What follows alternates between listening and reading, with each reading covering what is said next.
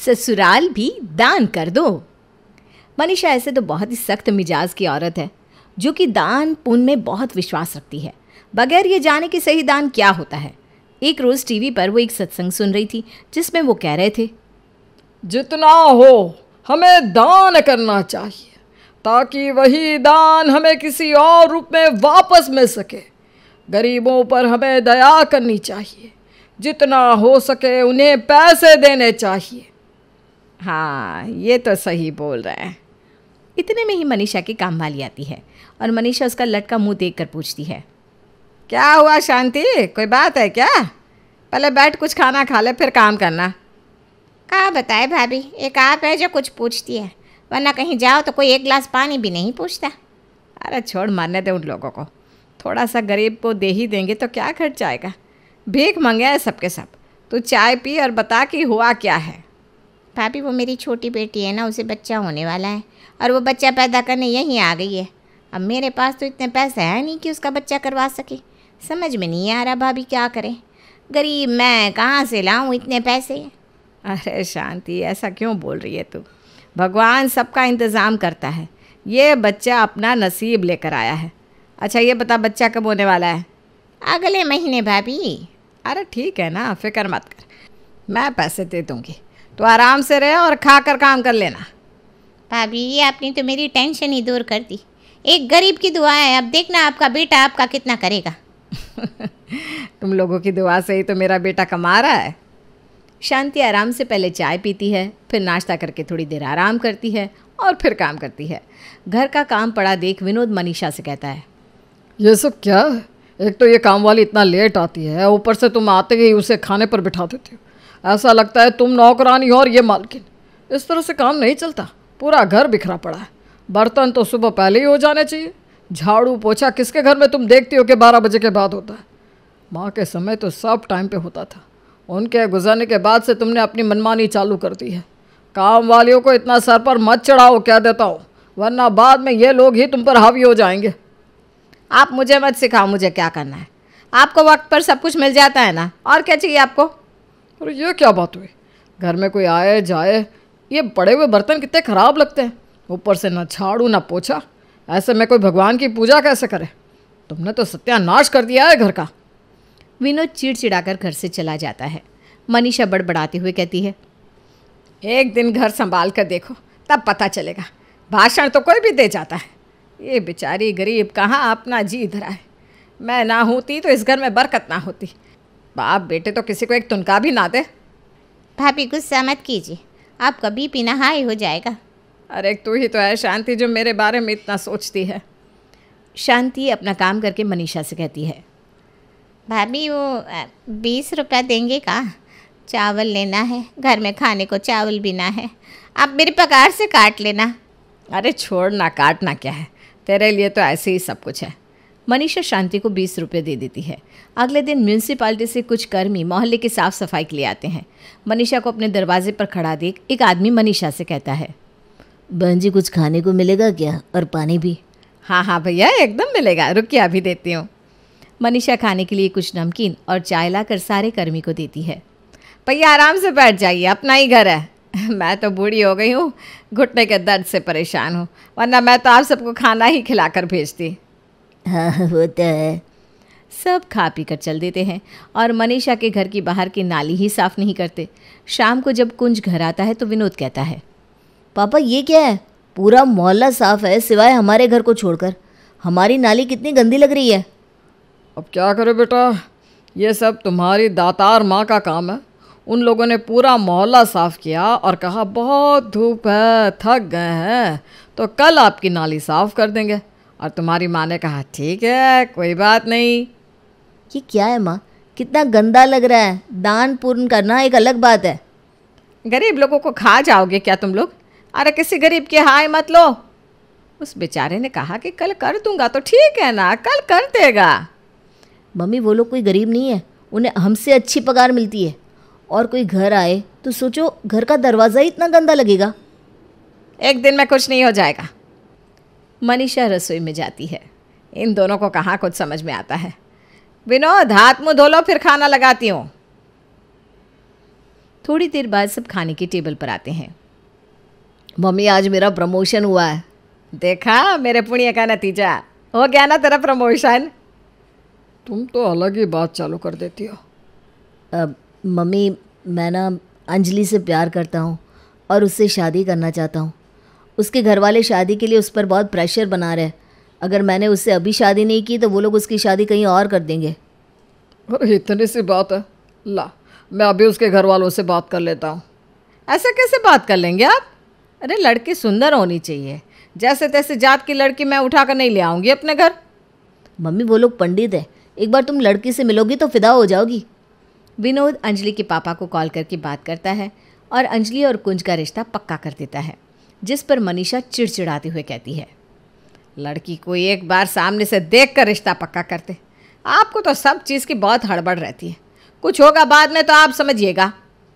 ठीक है, ऐसे भी तुम्हें दान करने के अलावा आता ही क्या है, सब कुछ तो हम ही करते हैं। बेटे को जब पसंद है तो देखना क्या है, शादी करनी है इसकी तो जिसको पसंद करता है उसी से कर देते हैं। जो मन में आए सो करो दोनों, मुझे कुछ नहीं कहना। ठीक है भाई, मत कहो लेकिन खाना तो परोस दो। सब खा पी कर सो जाते हैं। थक हार कर मनीषा को भी अंजलि को बहू के रूप में अपनाना पड़ता है और शादी की तैयारी शुरू करती है। शादी का दिन आ जाता है। अंजलि के घर में आते ही किन्नर लोग भी आते हैं और अपना नाच गाना शुरू करते हैं। ए भाई बैठ, अब थक गई होगी, कितना नाचेगी। ए शांति, सबके लिए नाश्ता चाय लगाओ। अच्छा बोल भाई, कितना लेगी? कम से कम 11,000 लूँगी। बस 11,000? अरे तू तो 51,000 ले ले। तुम लोगों की दुआ से ही तो मेरा बेटा कमा रहा है। खुश होकर जा और दुआ दे कि तुरंत बहू को बेटा हो जाए। अरे एकदम होगा, देख लेना, फिर मैं पूरे 1 लाख लूँगी। हाँ हाँ बिल्कुल। किन्नर खा पीकर नाश्ता कर कर पैसे लेकर चले जाते हैं। अंजलि उन्हें इतना पैसा देता देख चौंक जाती है। सब रस्में होने के बाद अंजलि अपने कमरे में आती है। कुछ ये सब क्या है? मम्मी जी तो पैसे लुटा रही है। अरे तुम छोड़ो ना ये सब, करने दो उन्हें जो करना है, वरना वो लेक्चर देने लगेगी इतना बड़ा। उस वक्त तो अंजलि कुछ नहीं कहती। अगले दिन सुबह पहले शांति भागती हुई आती है और मनीषा से कहती है, भाभी मुझे पैसे दीजिए, मेरी बेटी भर्ती है अस्पताल में और मैं ना आज से 15 दिन काम पर नहीं आएगी। अरे ये ले पैसे और चिंता मत कर, अपनी बेटी का ख्याल रखना, जा। शांति के चले जाने के बाद अंजलि कहती है, मम्मी जी कोई और काम वाली रख लेते हैं ना, और 15 दिन का इसका पगार काट लेंगे। अरे नहीं नहीं बहू, मैं 1 रुपया भी नहीं काटती इस गरीब का, थोड़ा दान पुण्य करना चाहिए। पर मम्मी जी ये ठीक नहीं है। इन सब से ना तुझे मतलब नहीं होना चाहिए, जा तू नाश्ता बना ले। अंजलि नाश्ता बनाकर सबको परोसती है। इतने में ही एक नई काम वाली वहाँ आती है और मनीषा से कहती है, भाभी वो आपकी सहेली ने मुझे भेजा है, आपकी यहाँ कोई काम है क्या? हाँ ना, आप बैठ, पहले नाश्ता कर ले, बाद में बात करते हैं। ए बहू इससे नाश्ता दे दे, तब तक हम भी नाश्ता कर लेंगे। नाश्ता करने के बाद मनीषा काम वाली से कहती है, वो मेरी काम वाली ना छुट्टी पर गई है 15 दिन के लिए, तो तू काम कर ले, बर्तन और झाड़ू पोछा। 15 दिन बाद फिर मुझे काम से हटा दोगी क्या आप? ऐसा नहीं है, तेरा काम पसंद आएगा तो तुझे रख लूँगी। ठीक है भाभी, आपकी सहेली आपकी बहुत तारीफ़ कर रही थी इसलिए मैं आ गई, वरना मैं किसी की यहाँ जाती नहीं हूँ। वही ना, सबको मेरा व्यवहार पता है, मैं पैसे को कभी अहमियत नहीं देती हूँ, 2-4 रुपये के लिए जान नहीं देती मैं। काम वाली काम में लग जाती है और सब कुछ अच्छे से चलने लगता है। मनीषा घर का काम अंजलि के ज़िम्मे सौंप देती है और वो फ्री हो जाती है, लेकिन उसका सबको बिना मतलब के पैसे बांटने का काम तो चालू ही रहता है। एक रोज़ मनीषा की पड़ोसन उसके घर आती है। मनीषा मुझे कुछ पैसों की ज़रूरत है, मैं कुछ दिन में तुझे वापस कर दूँगी। क्या बताओ, अभी ना काम धंधा बहुत ख़राब चल रहा है। अरे इसमें कौन सी बात है, ले ले, और वापस करने की कोई जल्दबाजी मत करना, आराम से देना, और जुगाड़ ना हो तो मत देना।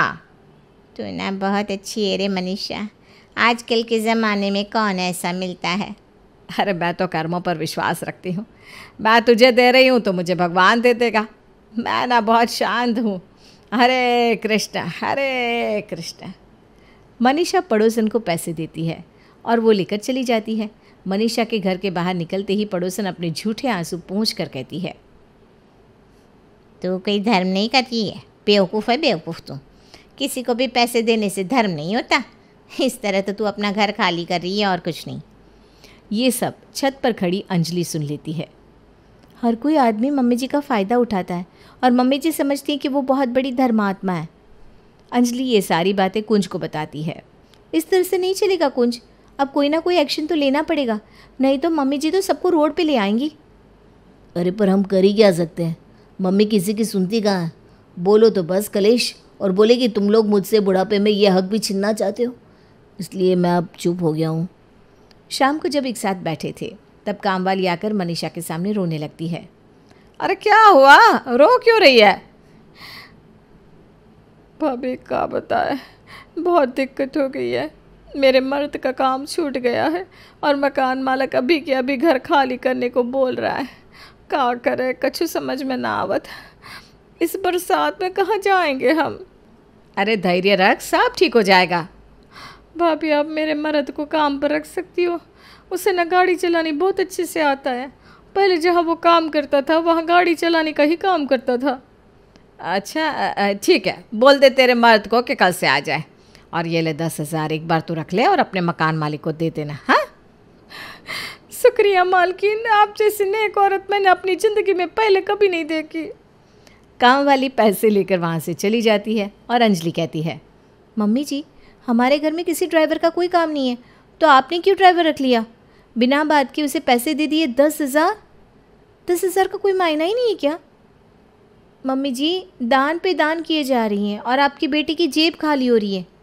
मायने है ना, उस गरीब के घर का खर्च चल जाएगा। मेरा बेटा आज इन्हीं सब के कारण तो कमा रहा है। आज उसका प्रमोशन भी इन्हीं लोगों की दुआ से हुआ है। मेरे अच्छे कर्म ही तो मेरे बेटे के काम आ रहे हैं। मम्मी जी ऐसा कुछ नहीं है।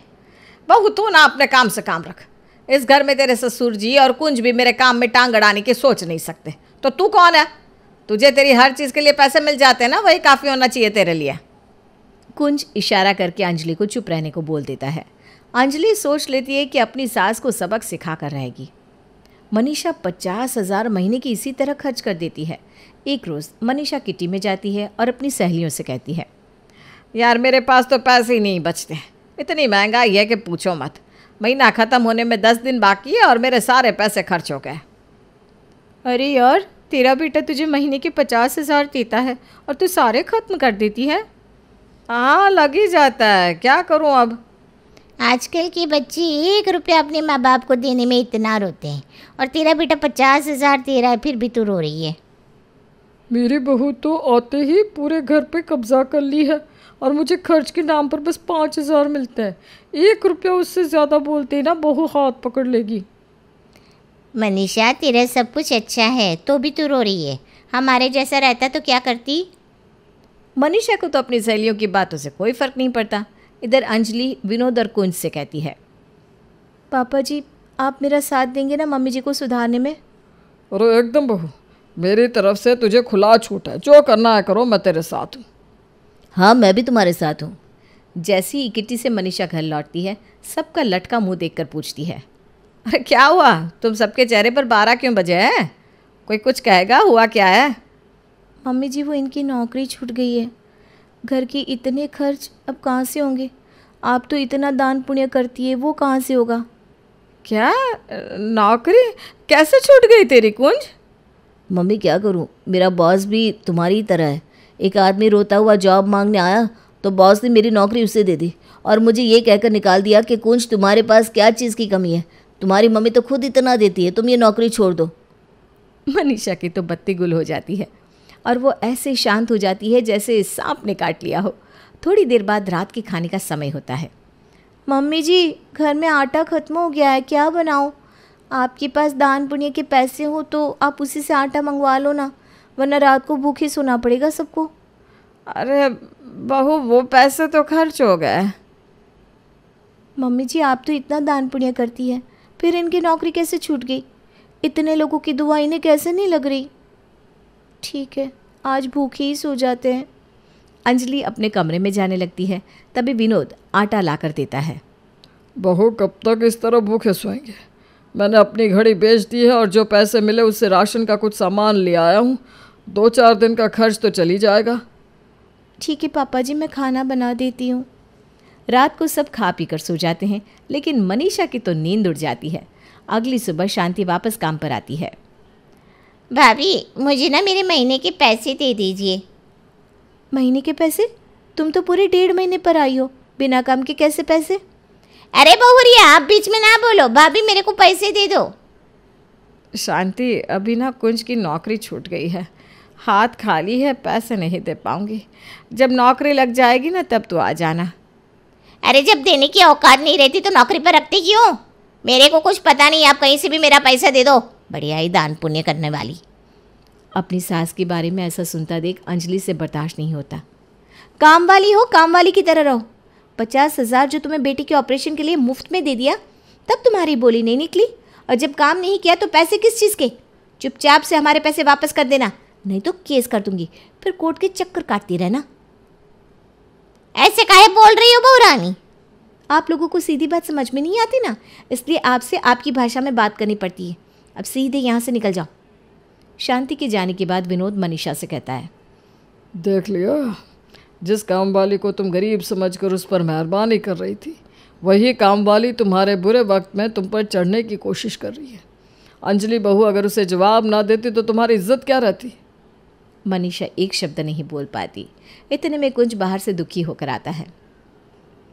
पापा, मैं बहुत ट्राई कर रहा हूँ लेकिन मुझे कहीं नौकरी नहीं मिल रही। क्या करूँ, कुछ समझ में नहीं आ रहा।